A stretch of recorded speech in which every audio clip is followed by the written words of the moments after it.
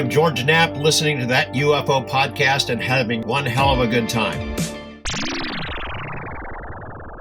Hi everyone, and welcome back to That UFO podcast. My name is Andy, and it's been an intriguing, interesting, confusing, and at times frustrating year for those of us with a passion for the UFO subject. But there has rarely been a week gone by without something new to discuss. To go over some of the highlights of the year so far, I'd like to welcome back to the podcast two guests whose book, along with James Lakatsky, Skinwalkers at the Pentagon, was certainly a highlight of last year and a big talking point. Dr. Colm Kelleher and George Knapp, welcome back to the podcast, gents. Andy, how you doing? Good to be here. It is excellent to have you on, and I apologise to the listeners who asked questions, and I was trying to keep this a different format as I've just discussed. So this one is more of a kind of highlights pod, but thanks to everyone who sent me over questions. Hopefully some of those will get answered within the body of the conversation anyway. Big highlight that happened very recently, George, I'll come to you first, was the confirmation, announcement, unveiling, whatever you want to call it, of Travis Taylor being the chief scientist behind the UAP task force and the report. This was news to certainly 99.9% of the population, it seems. I wonder, George, how long did you know about this already? I'm presuming you knew ahead of time. Not very long. I want to say this, Andy. First of all, we're recording this on the 4th of July. And I, being the only native-born colonial here, I would like to say, King George, go home. I'm outnumbered by Brits or ex-Brits, and just enjoying the holiday. I hope everyone is as well. Regarding Travis Taylor, Happy 4th of July. Apologies. Yeah, happy 4th of July. Happy holidays. Yeah, Independence Day. Just a little background on Travis Taylor. I first met him right around the time that the Skinwalker show had been announced. There was some kind of a History Channel event at a UFO convention, and he was there, and we got introduced after the formal event. And he looked at me like I was a criminal. I mean, he with great suspicion, and I think that his suspicions continued for a long time. He's explained to me since then, since we've had sort of a more of a dialogue, that he went into the whole Skinwalker Ranch TV show as a profound skeptic, in the sense that he thought, he's not skeptical about UFO stuff necessarily, but he felt that there was some kind of scam going on about the ranch, that either it was the Bigelow organization or me and Colm as authors trying to scam this, or maybe it was a foreign government, the Russians or the Chinese, or maybe American intelligence agencies playing games out there, that the phenomena was not real and that we had written about it and blown it way out of proportion. He was highly dubious about the whole enterprise. Fast forward a year from that point, and his attitude had changed profoundly because he had had his own experiences. He'd been on the ground there, boots on the ground on the ranch, and had seen things that he could not explain. One of the things that he saw there was something that he felt had national security implications. I don't know exactly what that event was, but he went to some folks in the Pentagon whom he suspected had some kind of a connection to the UFO study, and he told them about it. And the guy that he went to go see was the person who was in charge of what later became known as the UAP Task Force. The UAP Task Force existed before it existed. It was already in existence long before Congress formally created it. There was an organization headed by a really professional guy, we can get into his name if you want, who had been at this for a long time, who'd worked for the U.S. Navy as an intelligence officer, had worked for the DIA. He was highly respected, and this sort of fell in his lap to investigate military encounters with UFOs and then other phenomena. He had familiarity with both the NIDS organization, with the OSAP program, and with the ATEP program as well. Had worked with Luis Elizondo. Travis goes to see him, tells him about this experience that he'd had on the ranch. This guy thinks about it for a while and then invited him to join the UAP task force as the chief scientist. Colm and I had suspicions that Travis knew more than he'd ever let on. We had private conversations that Colm could weigh in on there. But I interviewed Travis a month earlier, before this big interview about his secret role broke out, and had talked to him about the ranch, about his personal experiences, about medical consequences, things that had happened to him on the property, exposure to radiation, hitchhiker effects, things of that sort. And I had no idea at that time in fact, that he was wearing this other hat. It was a few weeks later that I learned. And the reason that he came clean with me about it is he had found out that there was a FOIA release of his emails to the guy we're talking about, Jay Stratton, who was the head of the UAP task force. And they thought that they were worried, that they were concerned that a lot of these emails were going to come out and that their names would be revealed. Now, I don't think that in actuality, what was released through FOIA identified either one of them. I think the names were redacted, but he wanted to be able to explain what his role was before it came spilling out in a FOIA request and got twisted and turned by, what the UFO Twitter is like and UFO social media. Who knows? He could come out looking like a super villain by the time he was done with it. So he agreed to speak to me. And I had gone to this SCU conference in Huntsville, where it was a great lineup of speakers. And even more impressive than the speakers were the people who were in the audience listening to the event. Jay Stratton was one of them. Travis Taylor, Eric Davis, a former colleague of Colum's, a lot of other really interesting people who are in the audience who are part of that aerospace think tank and industry that's blossoming down there in Huntsville, along with sort of an unofficial UFO hotspot in terms of people who've researched the topic are all there. I got to spend some time with Travis, kind of talked him into going on camera, and he told the story. And look, there's no one more surprised than I was, because I can tell you he was intensely hostile to the subject matter of Skinwalker Ranch at the beginning. To say he's a skeptic is not doing him justice. He was extremely skeptical about the nature and source of the events that were happening on the ranch. He's since changed. He did what scientists are supposed to do. You go in there and you investigate. You put boots on the ground and you find out for yourself.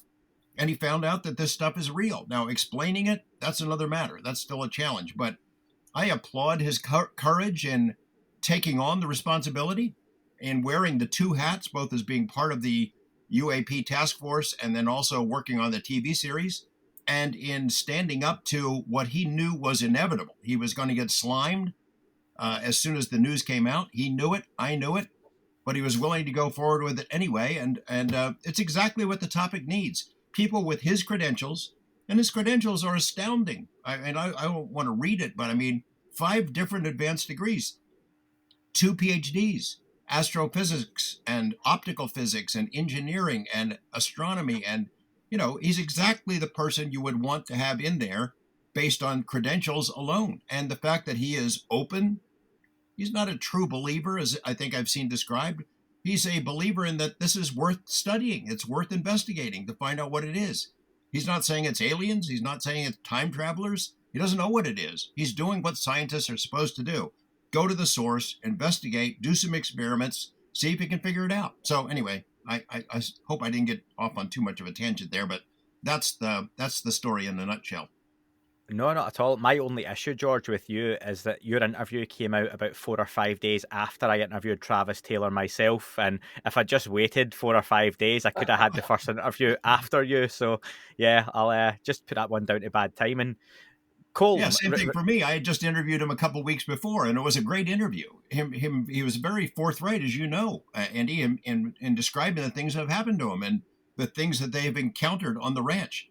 But we never got into that specific topic in that earlier interview, and I was floored like everyone else was when it came out. Yeah, I changed my opinion slightly on Dr. Travis Taylor and speaking to him and the way he comes across, and because he has a TV persona, and I'm going to ask you about that in just a minute. But Colm, what was your reaction to finding out Dr. Taylor was leading the task force from a scientific point of view? Well, as George mentioned, George and I have sort of talked about Travis for quite a while, and I also have known Jay Stratton for many years. And informally, there was a sort of a discussion group formed around the UAP task force before it became official. And there would be Zoom calls and telephone calls and signal texts and all of that. And Travis's name came up very, very frequently during these conversations with these people who were either on the task force or who were associated with the task force as consultants. I mean, there was a sort of an informal, yet another budding offshoot of the Invisible College kind of thing that we're discussing. uh, what was going on with the UFO topic. And interestingly, this was way before we had published Skinwalkers at the Pentagon. This was even before the task force was officially announced. But Travis Taylor's name came up again and again and again. So I mean, I kind of knew he was part of that informal circle. I certainly didn't know he was the chief, the chief scientist of the whole enterprise. But as things got more and more official over time, yeah, the task force people changed. The numbers of different people who were associated in the inner circle and the consultants changed over time. But one thing that really struck me about the task force was, even from the very, very early days of the task force before it became official, there was a sort of an unspoken understanding and agreement that the focus of the UFO topic should go beyond this, only the physics and the engineering aspects of UFO performance, and that it should be a lot broader. And I was always struck in my conversations with these people who were either part of the task force or informal consultants about how, number one, incredibly knowledgeable they were about the effects of UFOs on people, including all of the Skinwalker Ranch lore. And a lot of these people were very familiar with the nuts and bolts of what happened on Skinwalker Ranch. So I found the task force and their consultants to be tremendously open-minded, way more open-minded than, say, a lot of the people who have received our book, Skinwalkers at the Pentagon. And, as George said, I think Travis Taylor started this whole thing extremely skeptical. And then he's had so many personal experiences, including personal experiences of the hitchhiker effect, that, the skeptic has, transformed into somebody who is much more open to the broad spectrum of UFO effects. So, yeah, I mean, I think the guy is, I don't know him as well as George does, but I've heard him by reputation for many, many years. George, you mentioned Travis Taylor's CV, and it's incredible. You say 5 advanced degrees, and there's a whole list of other offshoots of jobs and roles and consultation roles he's done in different companies. Most of us don't have the luxury of knowing Travis Taylor personally. What we see is a persona that is portrayed on TV, which is obviously at the mercy of editors and a time constraint. Some say that has lessened the impact his announcement has in heading up that role, given the character almost of Travis Taylor we know from Skinwalker Ranch, the TV show. Is that fair, or what would you say to that? I understand why those questions would be raised, and Travis knew they'd be raised as well. But look, what do you want in a UFO investigator? His role on the TV show is the same as his role for the UFO task force. It's to dig into this stuff, study it, and try to figure it out. That's not a conflict. They're the same thing. The fact that he has a high persona, a high profile job on television, it does complicate things. But I saw this ridiculous article in Science magazine put out by Keith Clore. How in the world that magazine, with its reputation, publishes an article by a guy like him with his nefarious background and his personal history is beyond me. I mean, you couldn't publish a paper about Skinwalker Ranch in that magazine, but you can publish an article that guts somebody like Travis Taylor, a legitimate scientist who has an open mind and an insatiable curiosity, and just it was terribly unfair. There's no, that article, like all the debunker articles, they all quote the same 5 people. They all quote each other. They interview each other as experts. All the same 5 debunkers all quote each other and repeat the same stuff, no matter who comes forward. This is a concerted effort to not only attack Travis Taylor, but to attack anybody else who might come forward. It's a warning. If you're a scientist with advanced degrees and you take this stuff seriously, and you make it public that you're willing to investigate it and take it seriously and follow the evidence where it leads, you're going to get your ass kicked. That's the message that was sent loud and clear. It was incredibly unfair. It was incredibly biased. They quoted only their little buddies who have a debunker newsletter, and it was ridiculous. And it got repeated in multiple other media forums, with very little scrutiny, very little editorial insight. It was. I think it's representative of what's been going on with the topic for a long time. The debunkers are so desperate now to hang on with their fingernails to the position that none of this is true. And in light of the UAP task force and their report and the congressional interest and the congressional hearings, I think their desperation has increased.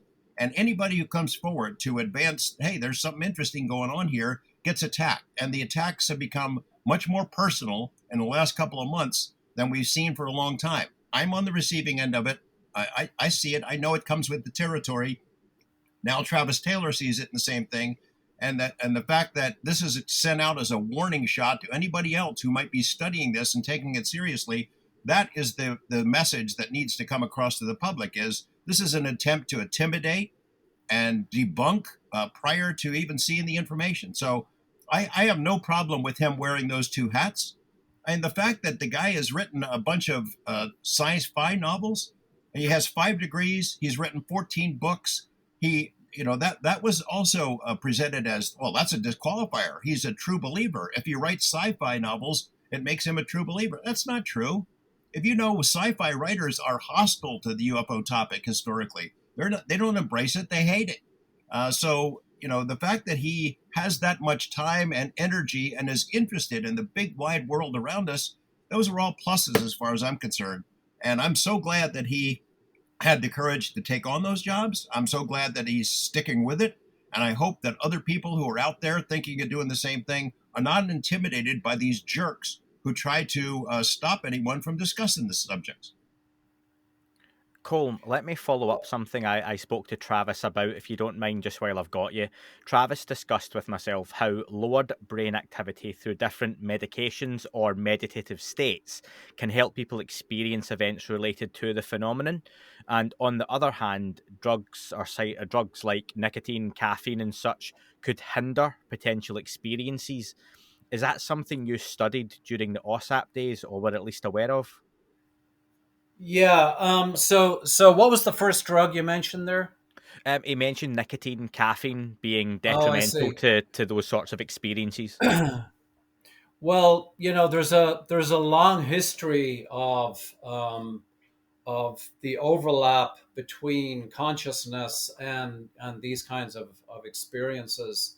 So I think probably what he's getting at is that all of these models of consciousness as they pertain to the brain are increasingly getting more relevant as time goes on, especially the so-called hallucinogenics, DMT, which is one of the sort of tools being used in the toolbox now to explore consciousness, and it's sort of getting more and more widespread.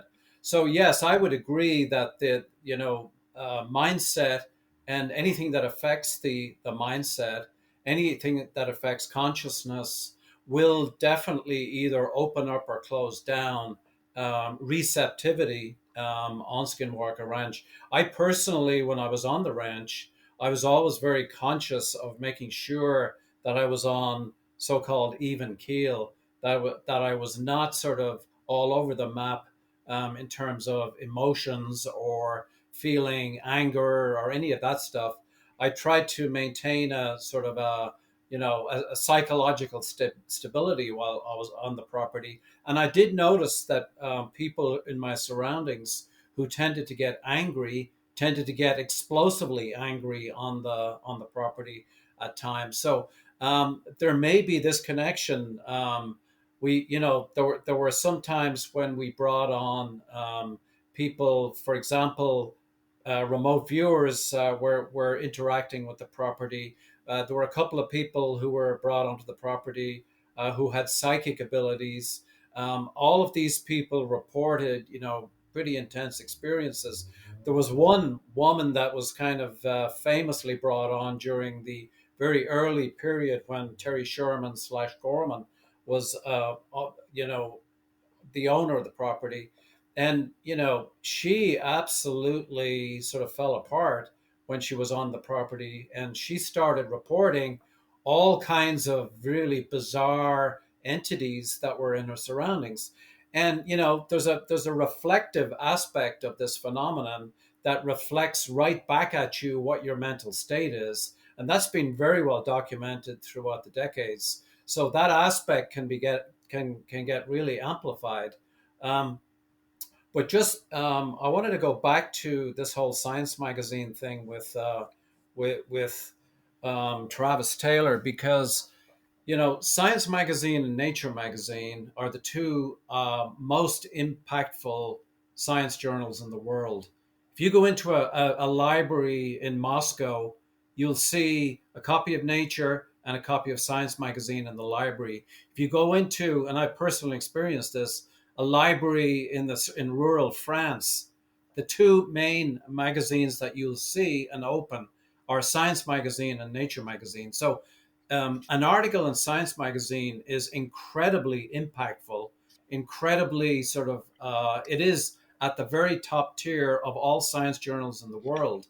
So for an article like what happened with Travis Taylor to go into Science Magazine is incredibly influential and incredibly impactful. This is not something on Twitter.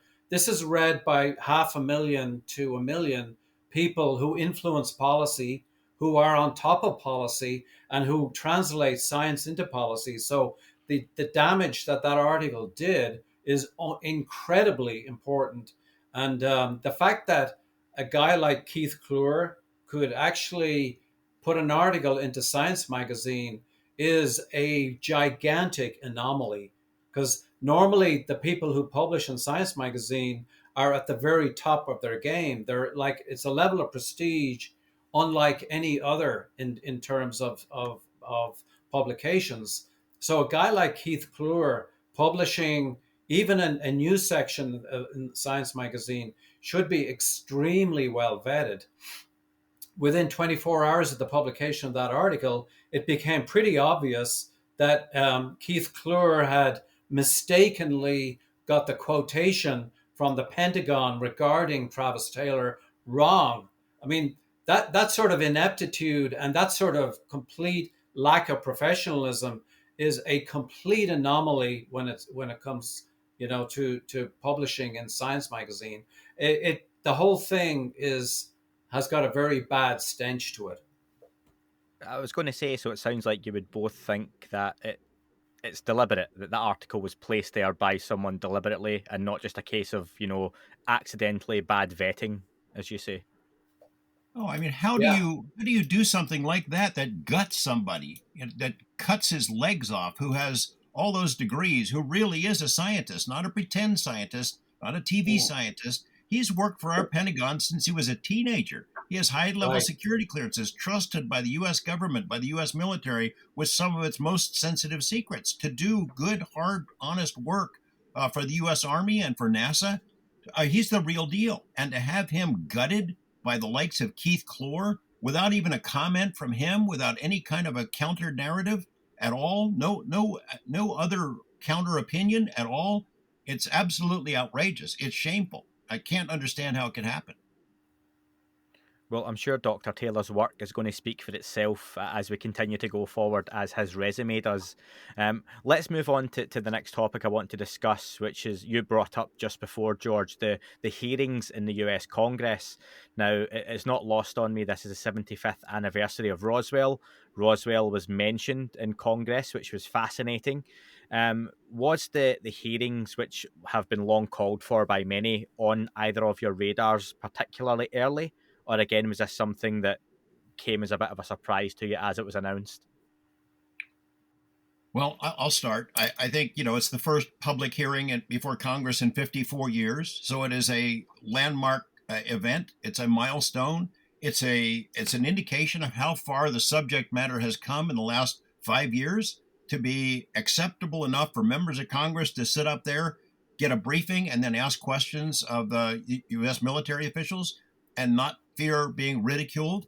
That's astonishing. And it's a major landmark, just the fact that it happened. Then actually we get to what happened on the day of the hearing. And that's where it becomes problematic. I was encouraged that somebody finally came forward and told us how to pronounce AIMSOG, the name of that ridiculous acronym for the new program. I was encouraged that they said they're going to probably rename it when they got their new director on. And that was about all that was encouraging. The fact that they could not run the audio-visual equipment and show us that little video clip was problematic. I was glad they tried, but then things went downhill from there in a big hurry. The lack of historical context that these two guys had, their lack of information, they had no familiarity with UFOs appearing over nuclear missile installations. That was like they looked at like they were making it up, like they were deer in the headlights. The fact they had no familiarity with the Wilson Davis memo, that those were bad enough. And then the sleight of hand trick that they pulled with the drone video, the pyramid video that had been released by Jeremy Corbell and I a while back, that was really the low point.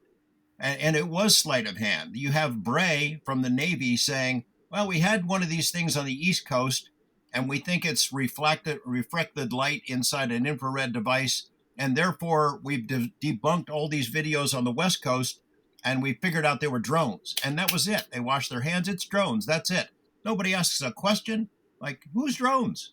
These drones, there were more than 100 of them that buzzed 10 different Navy ships in the course of a couple of days. There were not only the pyramids or triangle videos that were seen over the USS Russell, but these spheres that were caught, they were captured on video, on sensors, on radar that tracked the USS Omaha. There was more than a dozen of those that pestered the Omaha for more than an hour. The other ships in that flotilla there, they had the same kind of problems. And they just said, that's drones. The implication being it was the Chinese Hong Kong registered ship that had released these drones. No proof whatsoever. In fact, as we now know, it's completely contrary to the evidence that's been made public. That ship was inspected. The drones were still flying around while it was in port.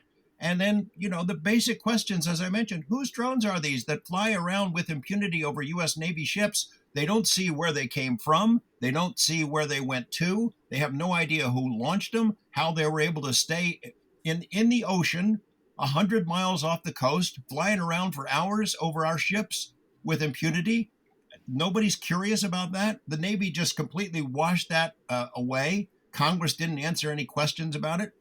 And it's given new life to these debunkers who say, yeah, it's just drones, no big deal, as if you go buy these things at Radio Shack. It's ridiculous. It's not explained. And if they were drones that somehow show up in this infrared, which I think we're going to find out that is not the case. I think that we're going to have people that are going to come forward and confirm that what was seen is real. That's still a mystery. That's still something we didn't know about. It's a national security matter. And it just was washed away like in just a couple of seconds by a Navy that said, I don't know if you probably noticed the special language they used, Andy. The congressman asked them a question. Yeah, well, how do you determine that these things are just drones? And that's sort of bokeh effect or whatever, not using that term. And the guy said, well, studies have been done. Yeah, studies have been done by who? Didn't say the Navy did these studies because the Navy didn't. I'll just give you this one last thought on it. The UAP task force finished its work when it presented that report to Congress. That was it. 144 cases, 143 of them are unknowns. They were done. The guy we're talking about, Jay Stratton, he'd been removed in early 2021, took him out of the mix. They had to produce that report for Congress in a matter of 6 months. Travis Taylor helped write it, and then their work was done. Suddenly, AIMSOG is created by Congress after that. They're still not operational. They're still hiring people right now. Their new director is not even on the job yet. Who made the determination in between the UAP task force when it shut down and AIMSOG, which still is not up and running? Who made the determination these were drones? Who did it? I'd like to see that. I'd like to see that report. I think it's bullshit. Very quick follow-up on that, though, George. Let me play devil's advocate here. I've always said the 3 videos that were released and the sections of them that were released were boring and vague enough to be allowed to the public to see them. We've heard of the context behind them and what may or may not happen before and after the cameras, what we see. But is that what happened with the hearings? We heard what we were allowed to hear, and then we had a classified portion. Did you ever get wind of anything within that classified section being any more interesting? Even the task force report, we got that redacted page, which had the shape of UAP. Again, fully redacted. It was a full page of redactions, except the headline. Things like that only fuel the fire of debunkers and those who want to claim these are drones, don't they? Well, I don't have any direct information about what the congressional committee was told behind closed doors. I wish I knew. Maybe Colm knows a little bit more about that. Well, I do know that all of the videos that have been released and all of the data that has been released is backed up by an awful lot more than what the public sees. And the fact that the public only sees a very narrow rifle shot plays right into the hands of the debunkers, who say, okay, well, I mean, the gimbal video is just a reflection. It's just a reflection for these reasons, and there's a whole body of data behind that that is classified, and so will not be released. And so the idea that this narrow piece of data is picked apart endlessly on Twitter is gives the whole thing the iceberg, the underneath of the iceberg behind it. It's impossible to sort of refute based on data, because all of the data is classified. So it's a real chicken and egg situation. And I remember all the way back in 2017 when those first three videos were released during the TTSA era, and when Lou Elizondo had just sort of quit his job and all of that. And the level of frustration that I was hearing from behind the scenes, because what was released in good faith, those three videos. But then you had these armies of people on social media who were looking at a very, very small part of the data and tearing it apart based on almost no information. I mean, I heard it several times, why did we go to the trouble of releasing these videos? I mean, what's the point in actually releasing information to the public when all you get is sort of uninformed, armchair theorists who are sitting there debunking and sort of trolling all of the information that comes out. So I think that's becoming a real problem. That there's a lot of classified data behind a lot of the reports that have come out, but that classified data is an awful lot more interesting than what the public sees. But yet it's kind of like this. It's like a signal versus noise thing, where there's a tremendous amount of noise out there that's drowning out the signal completely.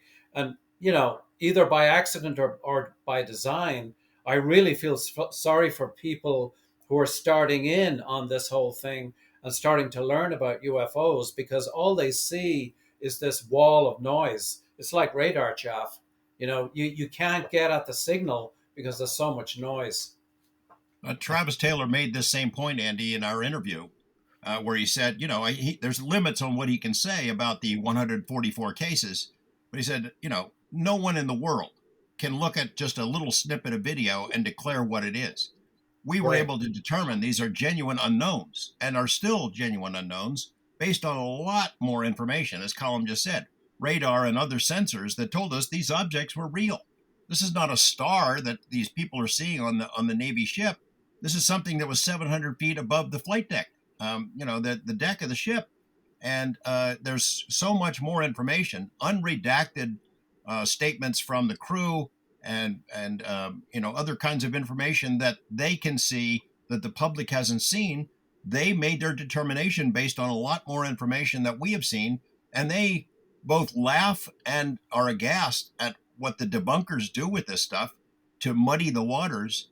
It's birds, it's flares, it's jet engines. They can throw out whatever they want, often throw everything under the sun and see what sticks to the wall to just discredit it all. And people like Travis Taylor and Jay Stratton are wondering, what's the point of doing this at all? What's the point of trying to do this work?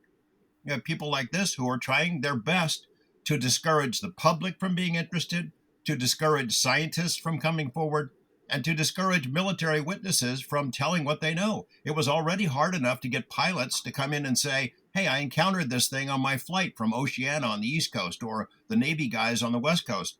Nobody wants to say that stuff. It's harder now because they worry what files will come forward. Will my name be attached? And am I going to be slimed as well?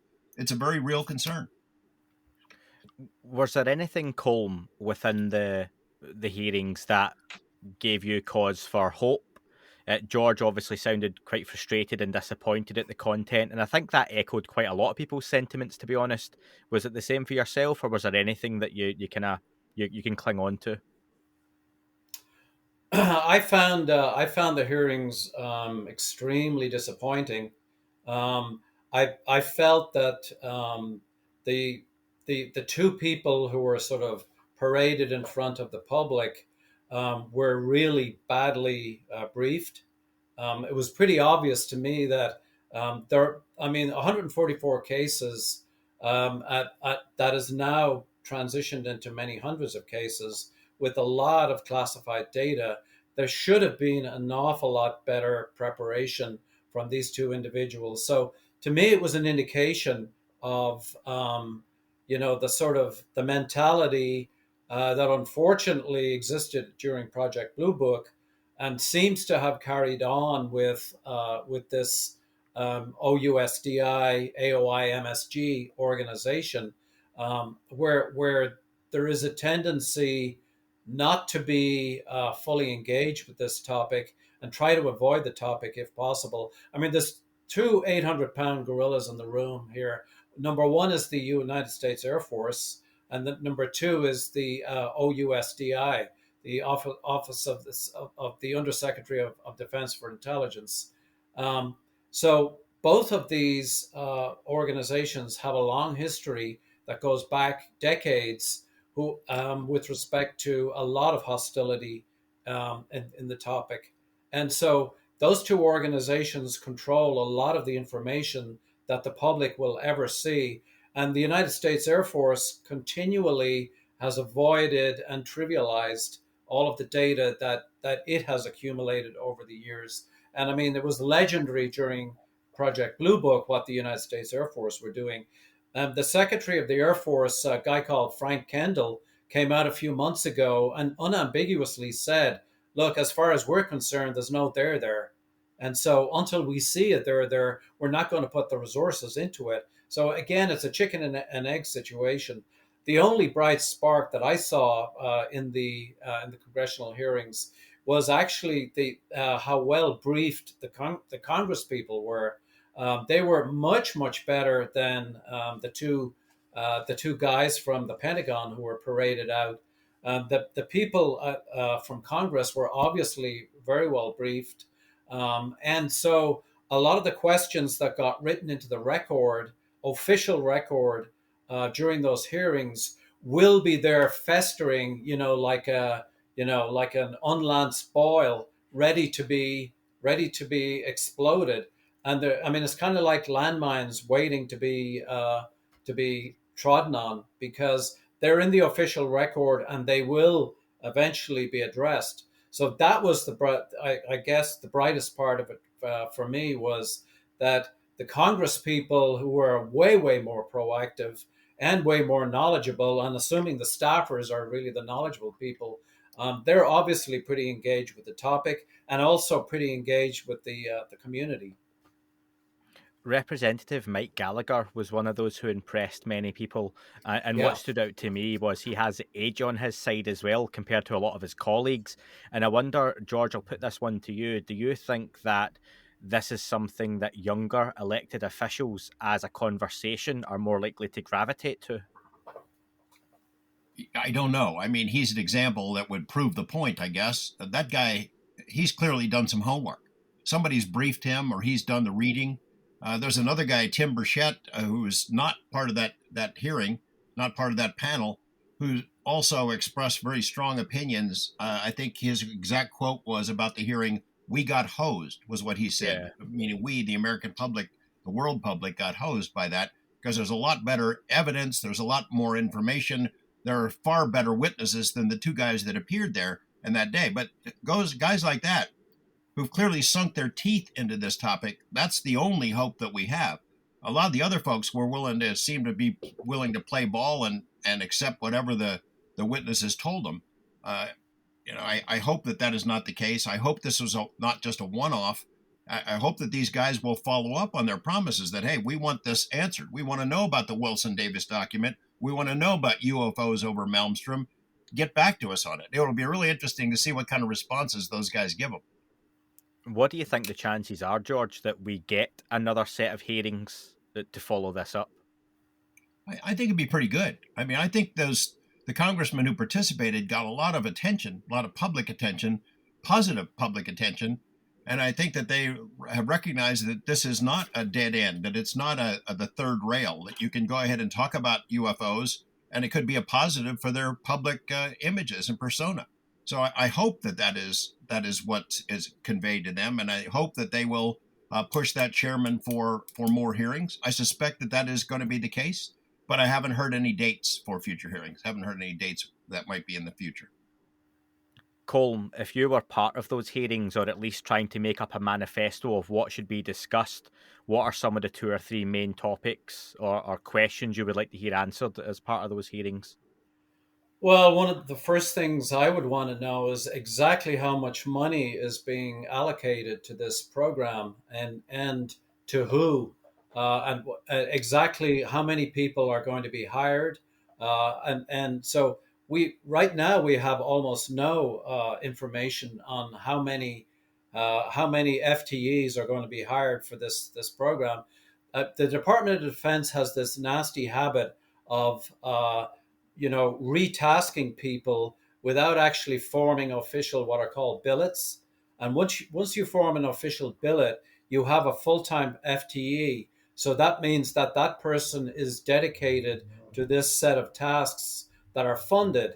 But if you actually just say, okay, let's draft in a few people who have billets, they already have full-time jobs. So, you're really sort of bringing people in who are not full-time, who are doing things on almost their own time. I mean, this is really what happened with ATIP all the way back in 12 years ago or whatever.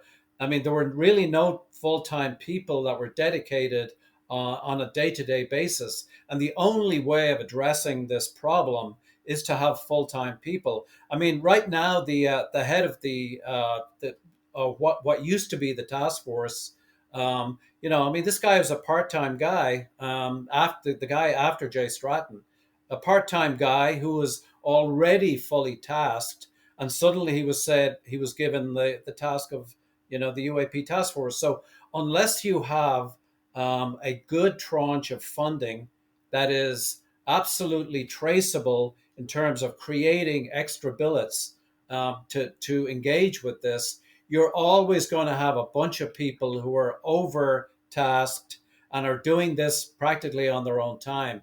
And that is really no way to run a program, because that's exactly how Project Blue Book was run from the Air Force. Nobody was like full-time doing this day by day.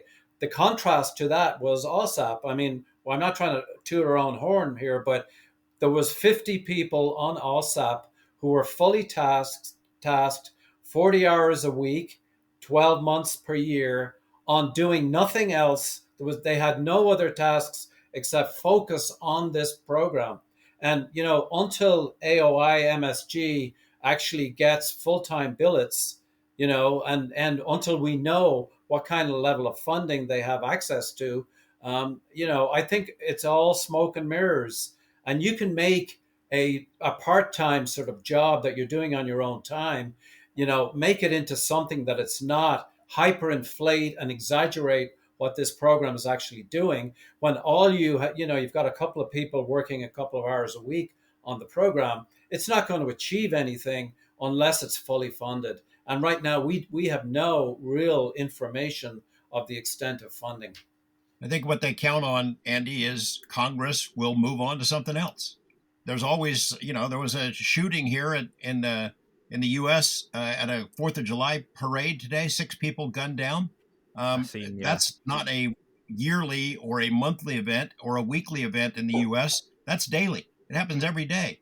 The issues over the U.S. Supreme Court and abortion have Washington in an uproar.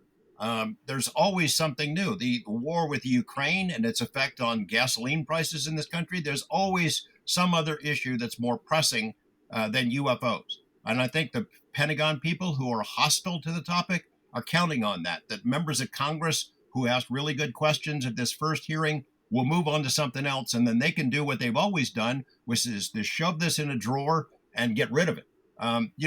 OUSDI is hostile to the topic. Air Force is hostile to it. If they are going to have a program involving those two entities, and we don't know what the budget is, we don't know how many people are going to work at it full time. We do know that the jobs that have been advertised to work for the new organization are 2-year jobs.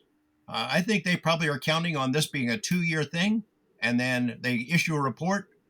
It's all solved, all taken care of. There's nothing else to find here. Move along. I think that's what the plan is. I'd be very surprised if it goes in some other direction. I think that segues nicely then onto the Brazilian hearings that happened recently, because we rely so much on the United States to drive forward this UFO conversation. And here's myself sitting, in the UK, which does little to nothing to move and progress the UFO conversation currently. So Brazil had a set of what was essentially citizen hearings with scientists and journalists and others presenting. What were your thoughts on the Brazilian hearings, George? And was it as impactful as it could have been? I have to admit to you, I have seen very little of it. I didn't have a day that I could sit down and watch that whole thing. I'm encouraged by it, that there is at least a patina of official government involvement in the process. We've often wondered, well, if the U.S. is not going to come clean on this, if the American government, the Pentagon, is not going to come clean and tell what they know, might another government around the world go ahead and spill the beans, come close to what we'd call capital D disclosure? The Brazilians are a candidate to do that. Column and both the OSAP program and I think NIDS as well, they interacted with the Brazilians, with the Brazilian Air Force. It was a big component about what we describe in the book, the Skinwalkers at the Pentagon. They went down there a couple of times, interacted with the Brazilian Air Force, and brought back a ton of files. That went into the database that was created by OSAP. Those guys seem very open to working with Americans, with being out in the open on what they know, and I'm encouraged by it. I haven't seen the whole Brazilian hearing, but the more openness, the more information, the better.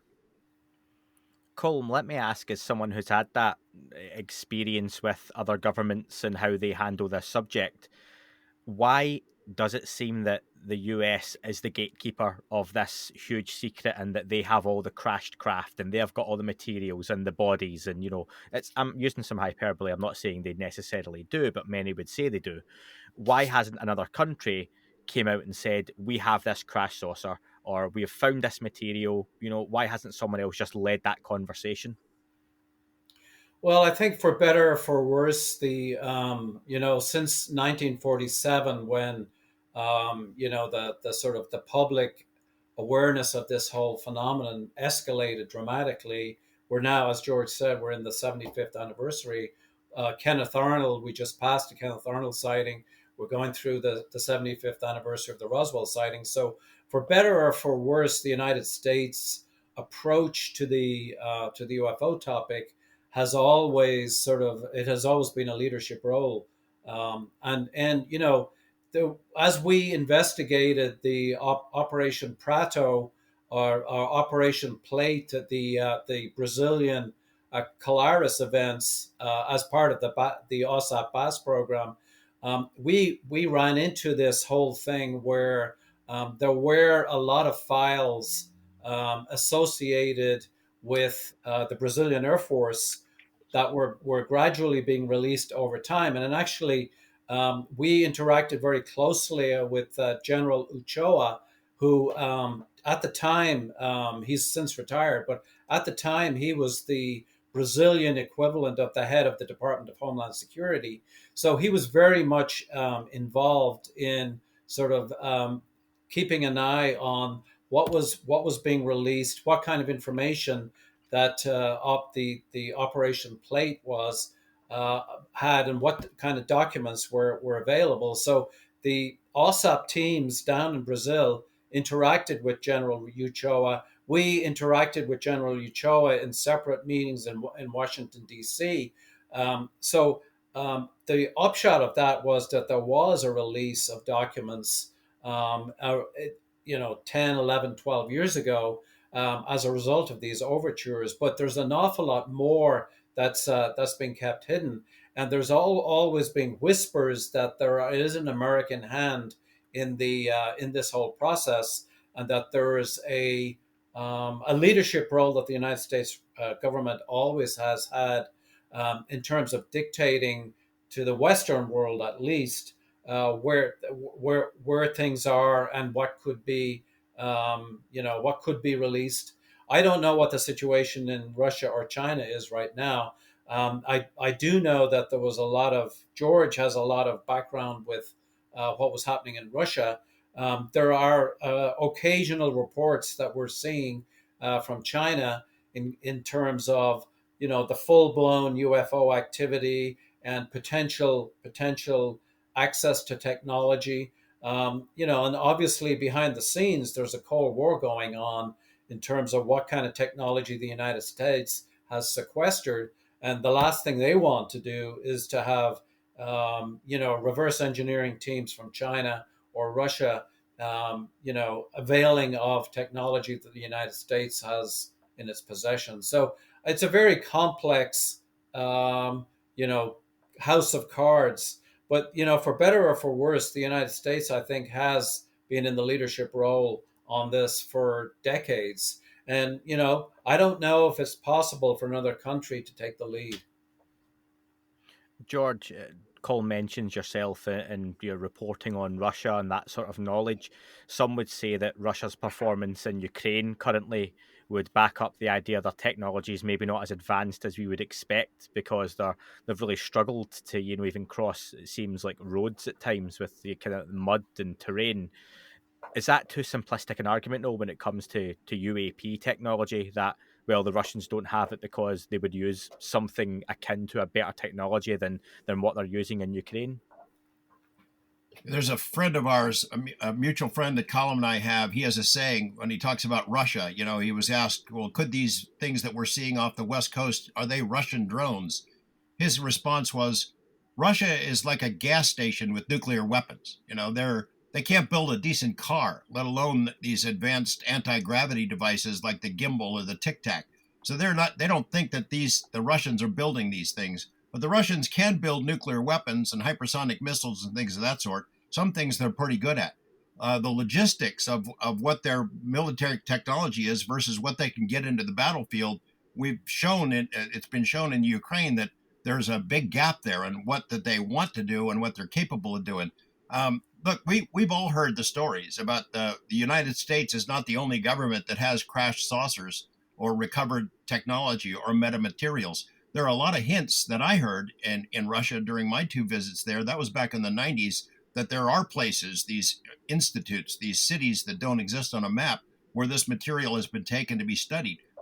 You've seen some provocative incidents involving Russia where their warplanes will buzz our ships, where they come way over the line, way too close to the U.S. military. Provocative instances where they seem to be begging to go ahead and unleash some kind of technology. I think they've got something. I think they've got a weapon system that they've developed based on something they've recovered from somewhere else. Not a full-blown anti-gravity flying machine, but some kind of a weapon. And I think we're trying to work on a similar weapon. We hear stories about that from China.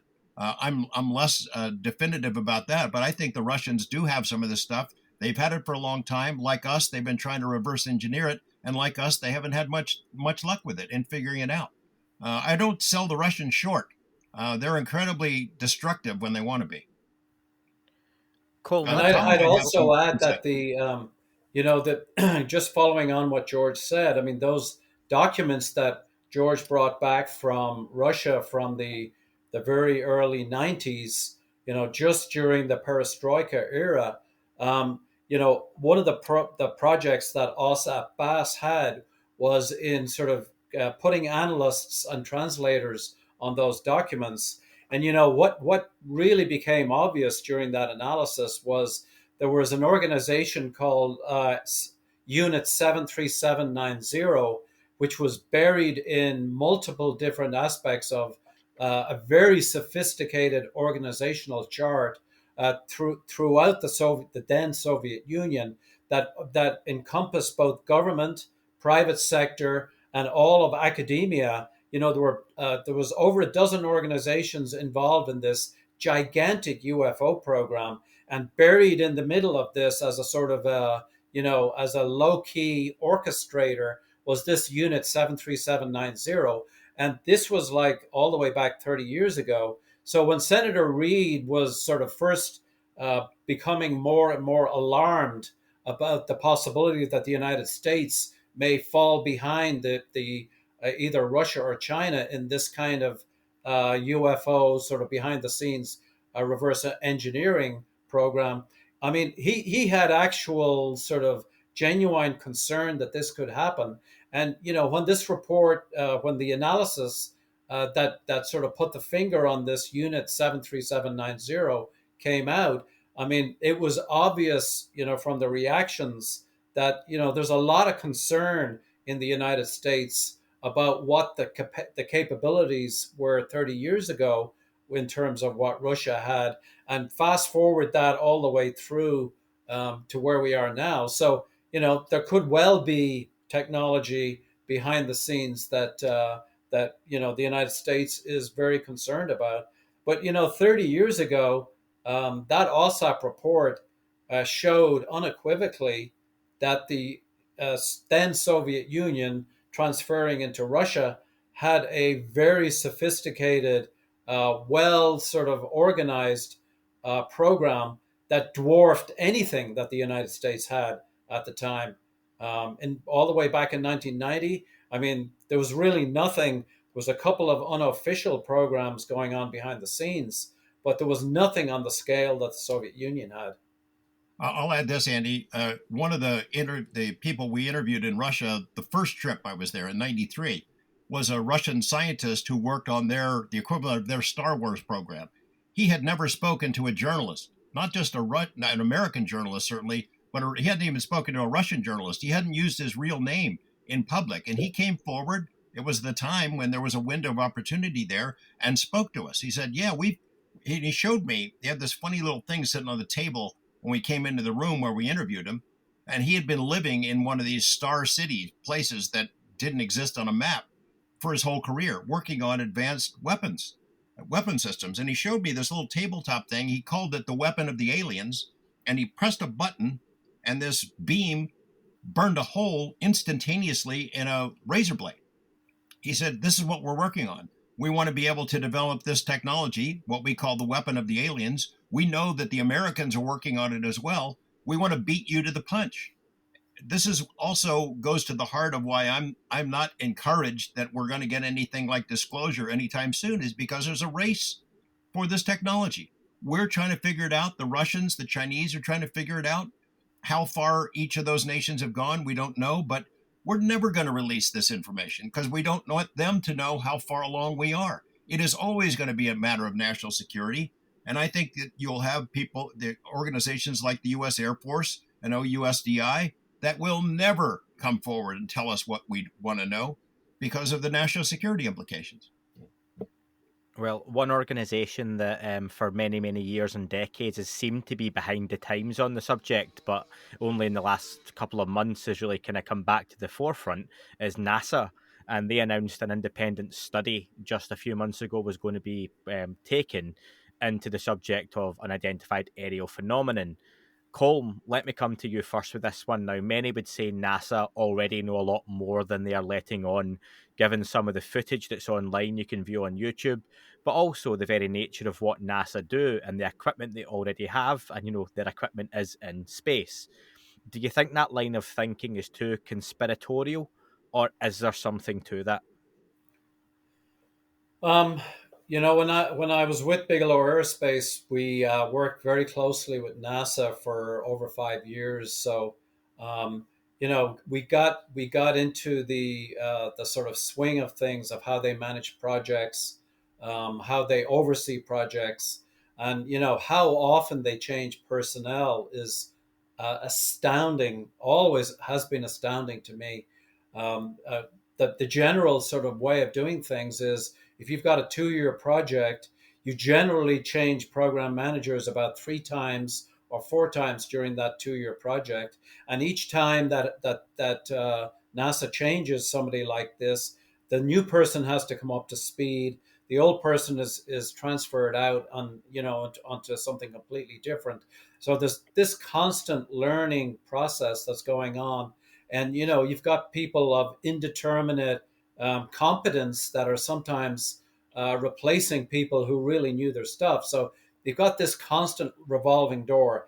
That's one aspect of this. The second aspect is follow the money, and this new program that NASA was talking about has been funded to the tune of $100,000. Now, $100,000 may get you a couple of really sort of technically astute graduate students, somebody who's just done a primary degree, and maybe that they could have, they could leverage a few interns onto this. But the kinds of information that NASA was putting forward in the context of this announcement, all you have to do is follow the money to see exactly where this whole thing is going to be allocated. At most, I would say it's an afterthought. I think it's kind of like an element of the Me Too movement in NASA, where they're seeing the Pentagon getting a lot of this sort of press and all of that, and somebody at NASA has decided, okay, we better get on this because we're supposed to be involved with the with the whole extrasolar, extraplanetary mission. And here we have the DoD who's dominating this whole thing when we should be part of this game. So my own feeling is, knowing how NASA operates on a day-to-day basis from multiple different programs and multiple different organizations within NASA, I'm slightly skeptical. But as a counterpoint to that, if you go all the way back in history and you look at, say, the DoD Clementine mission to the moon, and what the kind of data that was gathered with that, and the overlap with some of the program managers in NASA, I do believe there are people in NASA who who are cognizant of an awful lot more than the vast majority of people at NASA. The last thing I'll say on this is that routinely, when myself and Robert Bigelow would be at various site visits and Johnson Space Center in Houston, or NASA headquarters in Washington, D.C., or Marshall Space Flight Center in Huntsville, Alabama, we would inevitably be drawn aside, out of the meeting, sort of in the corridors, and sort of people would come up to us and whisper about, that they knew this and that and this about the UFO topic, but it was never out in the open. I mean, it was always sort of sub rosa and behind the scenes. So, there's that sort of culture at NASA too, where the giggle factor is very strong. I would add this, the Senator Bill Nelson, as when he was back in the U.S. Senate, he got some of these briefings that were delivered to the Intelligence and Armed Services committees. He sat in on them, and he's made those public comments that he was really impressed by what he saw, by the likes of Jay Stratton, the briefing that he delivered to members of Congress and higher-ups in the Pentagon and intelligence agencies. People like David Fravor and the other pilots who'd experienced the Tic Tac and gimbal, they appeared and spoke to these guys, and several of these elected lawmakers came out of those meetings stunned by what they had seen. Bill Nelson is one of them. And he's made good, I think, on his pledges that this is worth investigating. And as the head of NASA, he said some amazing things, in public forums and to reporters about the importance of this and why it's a legitimate topic for inquiry. And I think this program that they've announced, as Colm said, it's $100,000, which is like lunch money for NASA. It's not very much, but maybe it leads to something else, depending on the kind of response they get from the public. Today in the U.S., on July 4th is the day we're recording this. There's an editorial in the Washington Post. The Washington Post editorial board one of the most influential editorial boards in the United States, put out a release that said NASA is to be congratulated for going after this. Attaboy, go after it. It should be under NASA. It's always been so strange and counterintuitive. You know, we mentioned about the hostility of the Air Force and OUSDI to the UFO topic. NASA's been right there. Officially, on the record, they've been incredibly hostile to it, which counterintuitive in the sense that if you had evidence of extraterrestrial life or some kind of previous life on Earth, on Mars or Venus or somewhere else in the cosmos, what it would do to NASA's budget. You'd presume that they'd want to find it, that it would be a great adventure. That's what they're supposed to do. But they've had to be dragged kicking and screaming to get anywhere near this topic. You remember in 1977, Jimmy Carter is president. He had vowed as a candidate, when he gets in there, he's going to release the UFO files. One of the first things he did is tell NASA, get on this. And they basically told him to buzz off. They weren't going to do it, even at the orders of the president. Why an organization like NASA that presumably would be really interested in what's out there would resist studying this has really been curious over the years. We know that some of their astronauts have made some pretty provocative statements about things that they've seen, films that they've seen, encounters they had as they were test pilots. But officially, they want nothing to do with it. So even though this is a very small program and a small budget, it represents a huge change in the attitude of NASA from what's happened in years past. I'm encouraged by it. I hope it leads somewhere. Colm, you made a great point about, NASA and the churn and that overturning of staff at different levels, and that's something that's levied often at the US government and other governments, that statement that the government know what's happening with the UFO topic. Well, the government isn't one or two people. The government is departments, and we hear the word compartmentalization, and I'm sure NASA is exactly the same. And, if you say NASA know what's going on, well, who is NASA? Is that the guy or the woman sitting at their desk that are, they have a job at a computer console?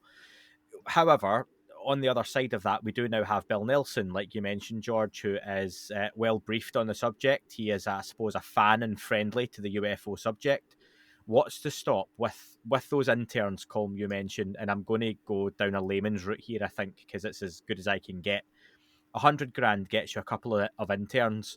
What's to stop Bill Nelson saying, look, given the comments we've had from former astronauts on certain missions, given some of the footage that is clearly available to the public online on YouTube, what's to stop those interns just going through some of that footage and some of those previous missions and just archival stuff and going, what can we present, what can we bring forward that looks anomalous and is in line with what this, task force is potentially looking for? Yeah, really, I think it really all depends on who these people are. I mean, whoever is tasked on that, I know we have a couple of names, and actually, I'm hoping to learn an awful lot more about the inside of this program soon. But it will all depend on who is tasked to do this, because it'll either be a going through the motions exercise, or it could be, depending on the people involved, it could be a tremendously productive first step in a much longer process. So, there is a tremendous amount of footage that NASA already has. And it would be a question of going through the red tape, going through the various departments. And NASA is incredibly compartmentalized. And so sociologically, each of the independent centers are fiefdoms essentially, and so you've got a lot of sort of lack of communication between the main centers, and there's equally a lack of communication between the headquarters at NASA in Washington D.C. and all of the different centers. But I'm an optimist, so if there is a couple of really good people put on this, and that it is a step forward, and some actual genuine data is put together that could be useful as a first step in a multi-step process, then I do see it as a possibility. The other part of this whole thing is, one reason for NASA's reluctance historically is that the SETI Institute, the Search for Extraterrestrial Intelligence, has originally was associated with NASA, and then it became sort of private and sort of has always had a relationship with NASA, and that overflows into the astrobiology realm at NASA, where the origins of life have been researched. There's always been a gigantic chasm between the UFO topic and the search for extraterrestrial intelligence topic. And, SETI was always sort of trying to be more respectable than the UFO topic. So it's a bit like this latest science magazine salvo against Travis Taylor. SETI Institute badmouthed UFOs at NASA for decades, and the astrobiology community, which is aligned with the SETI community, has also badmouthed UFOs for decades at NASA. So, what we're seeing in the last 6 months with Senator Bill Nelson is a major quantum leap. I mean, there's no doubt about it in terms of the sociology of this looking at this phenomenon. I totally agree with George. It is a sea change for NASA to actually step up. From a company who is very much in the stars, I want to talk about another one, George, that you know well and have reported on, To the Stars, with Tom DeLonge and Jim Semivan still very much appears to be in the game, so to speak. I was on the Jim Semivan and Tom DeLonge's call a couple of weeks ago to investors and others when they were announcing the new media deals that they have going. And I just wanted some thoughts from both of you on this. Now, Monsters in California is due out soon, and Tom DeLonge said they're trying to get distributors for that. Tom DeLonge claims that these are very much a way of disclosing the UFO subject and related phenomena through a modern media like movies. Now, that's not new. Close Encounters of the Third Kind and other movies as such have been around for a long time. But what are your thoughts, George, first as to what To the Stars' role is now in the UFO movement, given what they've done from 2016 and onwards? I think the world has sold Tom DeLonge short, and the public has made a lot of mistakes in underestimating the energy and intelligence that he has and his ability to get things done. I suspect it is fair to say that Tom and To the Stars shot too high, that they really had goals that were not reachable. That the first incarnation of the company, they wanted to build a craft, an anti-gravity craft, based on what they reverse engineering programs they'd heard about, and a lot of other ambitious projects that didn't come to fruition, in part because the public, the investing public, didn't come forward. They didn't sign up. They didn't send them a bunch of money. So all the plans that they had in mind sort of went out the window, and they had to be scaled back. And now it's a much different company. Elizondo and Mellon have left. Steve Justice has left. The plans to build their own craft are gone. But Tom has always been an effective communicator, an effective entertainer, a great storyteller. He's been telling us for a long time he's got these great movie deals in the works to go along with recording deals and other things. His books have been successful. So if the new revised TTSA is scaled down to an entertainment company and just focuses on that, I suspect that it can be a big success. I got to spend some time with Tom a couple of months ago. I went down to San Diego and we went to a ball game to see the Padres versus the Dodgers and had some chance to catch up. And, he has boundless energy and enthusiasm. He's a smart guy, and he loves this subject matter, and he's going to drive it home. Now, whether or not the public will perceive the movies and the books, fiction books that he puts out as being the actual story, the real deal, I don't know. It'll remain to be seen. But I've learned not to sell him short. I don't own any of the company stock, and I'm not encouraging people to buy it, but I wish him well. I hope he does well. Colm, when George was mentioning Tom DeLonge and his intelligence and his drive, you were nodding along, and I'm presuming that's notions that you one agree with. But also, what are your thoughts on this idea of discussing topics like Skinwalker Ranch and some of those experiences that you studied and have investigated and written about, and putting ideas like that out into the public through kind of team rom-com slasher romance thriller type movies? Yeah, rom-com on Skinwalker Ranch, I think would be a really good theme. I think, depending on who's behind, who are the actors, you could get something steamy going in Homestead too. But seriously, I do think it's a very viable way of getting the information out. I think the Hunt for the Skinwalker movie that was put out with Jeremy Corbell and George there a few years ago, I think it got a lot of traction, and it generated a tremendous amount of enthusiasm, and it also boomeranged back into the books. It caused a lot of discussion, with us. We got people contacting us that we would not have contacted us, asking questions. So it provoked a lot of dialogue. So I see the media as being a tremendously, um, you know, um, promising avenue for putting this word out, because you know books can be pretty dry. Not a lot of people read books. Audiobooks are better than normal books. But then you've got movies, and then I mean, the end point, the logical end point of this whole thing is TikTok. But quite frankly, I have not had any experience with TikTok at all. But I do see the movie business as being a very legitimate way of changing an awful lot of people's minds. I mean, I still remember walking into that that movie, Close Encounters of the Third Kind, that Spielberg did.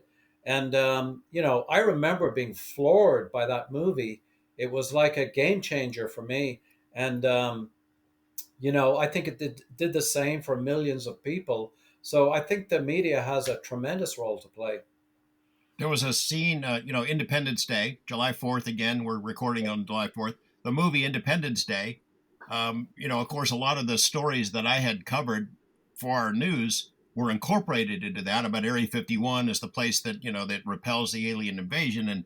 And I remember being at a special screening of that movie weeks before it came out, with the director and the producer were there, sitting there with members of the public, and they come to that scene where the president is being informed there really is a place called Area 51, and people in the audience going, "See, I told you it was real."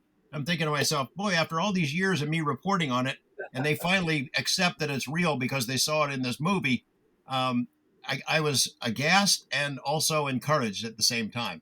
So a movie is a good way to convey it and to catch the public's imagination. The X Files has proven that. Yeah. Colm, I agree with you when you mention TikTok. I prefer Tic Tacs to TikTok, definitely. It's one that's passing me by, even at 36. But I want to ask George, you mentioned Tom DeLonge, and the public didn't go along with the cash that they were looking for those big Plan A plans.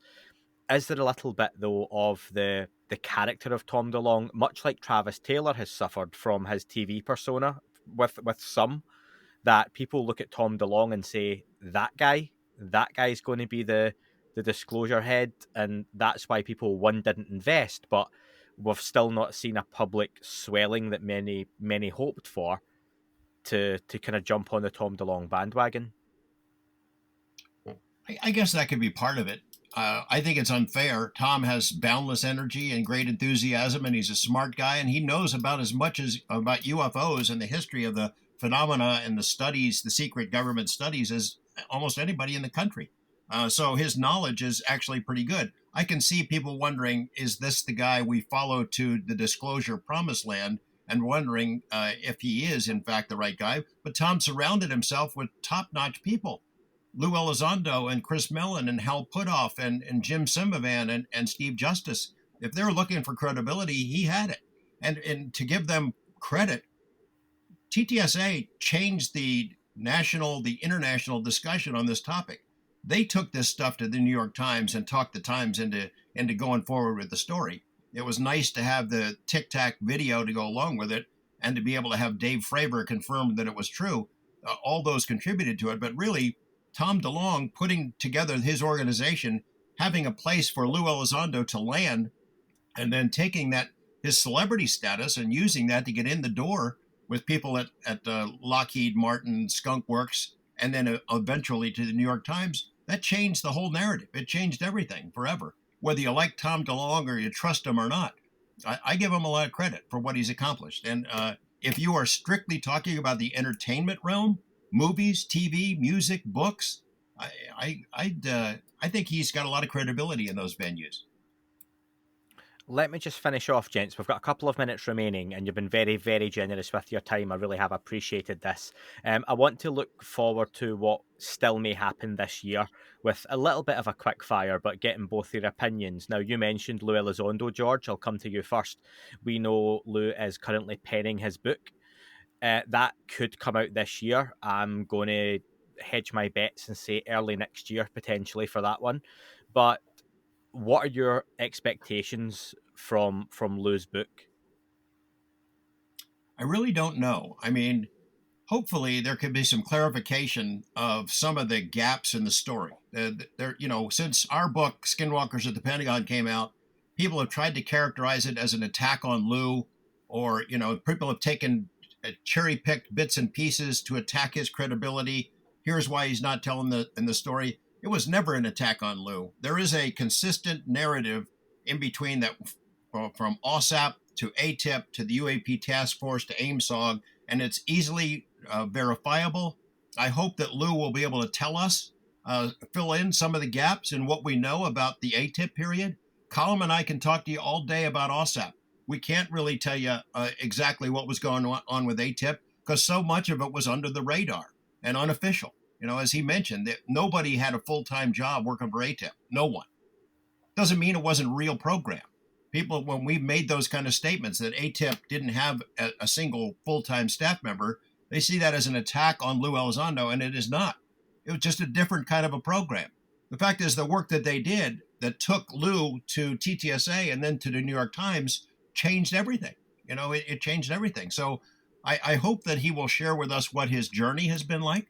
And I know Lou pretty well, and it's been tough. It's been tough on him and his family, the kinds of things that he's had to endure, both from the public, the UFO public, the UFO Twitter public, and his former colleagues at the Pentagon. They've really come after him. He was telling me in the very first interview we did, January of 2018, that the guys that were left behind, who were surprised when he showed up on that stage with Tom DeLonge in October 2017, and then on the front page of the New York Times, they were pissed off, and they let it be known, and they're still pissed off. We've seen the implications, the ramifications of that, the battles with the inspector general and Lou's former boss, this Gary Reed guy. That's real. What he's gone through has been brutal, and I look forward to hearing that story because the public needs to hear it. This is not a game. This is real. Any expectations from yourself, Colm, in terms of Lou's book? I would guess that the book is going to go through a review process just like our book went through. So I don't know if it's going to be published this year. It really depends on how fast Dopser. It took Dopser 14 months to go through our book. It probably is a lot quicker than I think. Depending on what's in his book, I guess it will dictate the length of the review. But I would like to see more detail from Lou on fundamentally what did ATIP do, what did it accomplish, what reports were written, what kind of. You can talk generically about cases without giving classified information away. And, I would like to have more information to fill in those gaps. But, I think George is right. I think it's been one hell of a roller coaster since Lou left the OUSDI all the way back in late 2017. It's been a hell of a roller coaster. Can I just ask you a quick question regarding that vetting process the book goes through? If you put an inaccuracy in the book, is that something that would be flagged and have to be removed? Or if you out and out lied about something, again, would that have to be removed? Or could it still be left in?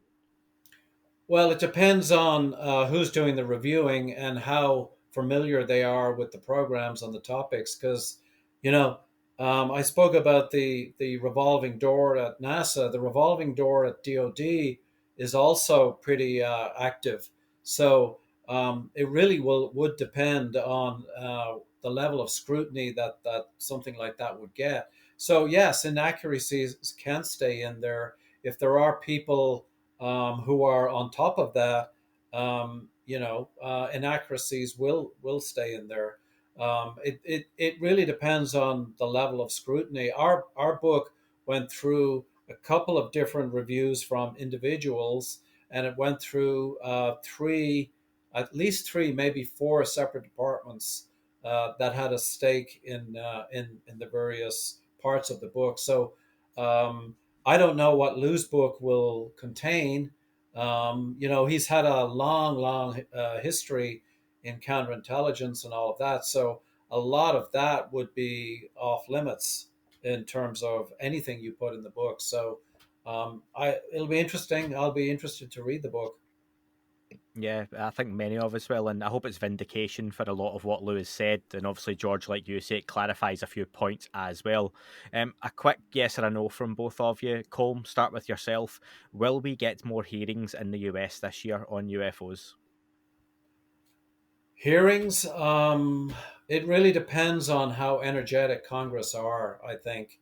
I think, it's becoming obvious that the office of OUSDI are sort of, they're not exactly they're not lighting the fire on this topic. So it really depends on how aggressive Congress are. But I do know that in the next month or so, there's going to be some major revelations in terms of congressional input into the process, whereby there's a budget that's for 2023 is being written, and so the appropriation and the authorization language is pretty well all written and settled and being negotiated behind the scenes for that budget. So there will be language inserted into this authorization act in order to give more support to the general UFO topic. And I know that that's going to be announced in the next 2 to 4 weeks. But I think that will be a shot in the arm, depending on how comprehensive the language is in terms of supporting this whole process. Because you've got the very, very high quality Senate and congressional staffers and Senate people and Congress people on the one hand, and then you've got the people in the Pentagon who are not exactly ball of fire in terms of what they're willing to do or going the extra mile to make hearings happen. So it's going to be a very interesting tug of war. George, I'll put the final question to you. What is the likelihood that we get more footage or images released this year as pertains to UFOs, obviously? I think there's a pretty good chance we're going to see some footage. I think there is almost zero chance we're going to get some footage from the Pentagon itself. I think the release will come from somewhere else. It'll be confirmed as real stuff. I don't know exact date on when that could happen, but it's out there. There's material that needs to be vetted. I don't think I don't detect any kind of appetite from the Pentagon to release much meaningful footage. We saw the clip. You saw it in the hearing. Whoop-de-doo. We were just bowled over. You could have been knocked over with a feather about that dramatic footage that we saw. We know damn good and well they've got better stuff than that. We know damn good and well they've shown better stuff than that to members of Congress behind closed doors. Why don't we get to see it? I suspect that they can use the national security excuse. There's only so much they want to alert our adversaries to about how far along they are on this study. So I am not encouraged. It's going to have to take Congress to keep their feet to the fire on this, because as Colm has mentioned, the Pentagon drags its feet. It always has. It is hostile to this topic, at least to the public release of information about it. It doesn't want to be told to go out and investigate this. There are individuals in the Pentagon, of course, who are avid supporters of the idea, who want some kind of a more public disclosure, who think it deserves to be investigated. But I think they're not in positions of authority.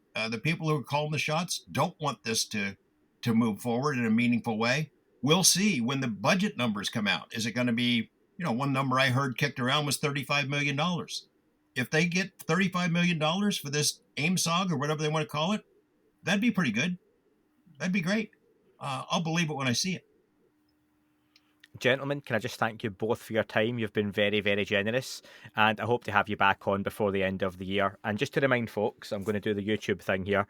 You can still get your copies of Skinwalkers at the Pentagon. I recommend it thoroughly. I know a lot of listeners have both bought the book and had the audiobook as well, so please do check that out. And gentlemen, thank you very much again for your time. Thanks, Andy. Thank you. That is all for this week's show. Thank you very much for listening. Please remember to leave the podcast a review on your chosen platform. You can like, retweet and subscribe. That would all be very much appreciated. The shows are being uploaded onto YouTube as we speak more and more. You can sign up at patreon.com/That UFO podcast to access the shows ad-free as well. Please get in touch on Twitter, Facebook, Instagram, That UFO podcast. Of course, on Twitter, it's at UFO UAPAM. And again, folks, as always, keep looking up. You never know what you might see.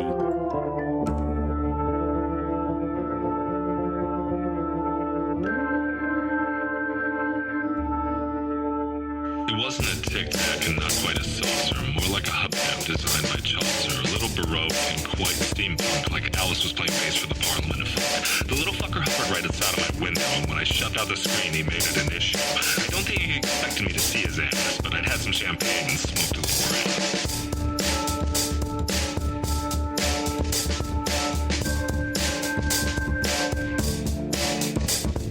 Meditative gamma state full on meta. Can't imagine how it could have been any better. I got to the top of the stairs and there he was. Like, you awake? I was about to abduct you, cuz.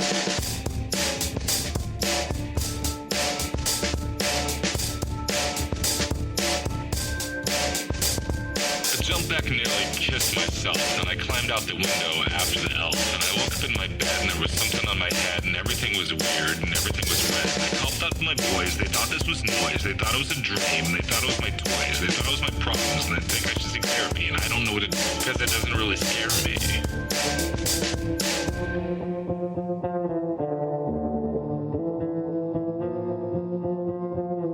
If you really want to know who I think I be, I think it's you and me and us and we and him and her and that and she and that thing over there and what's that, Jay?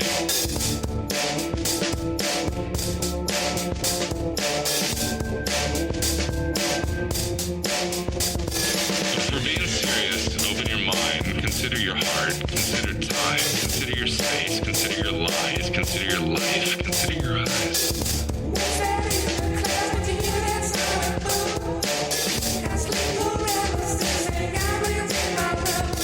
It wasn't a tic-tac and not quite a saucer.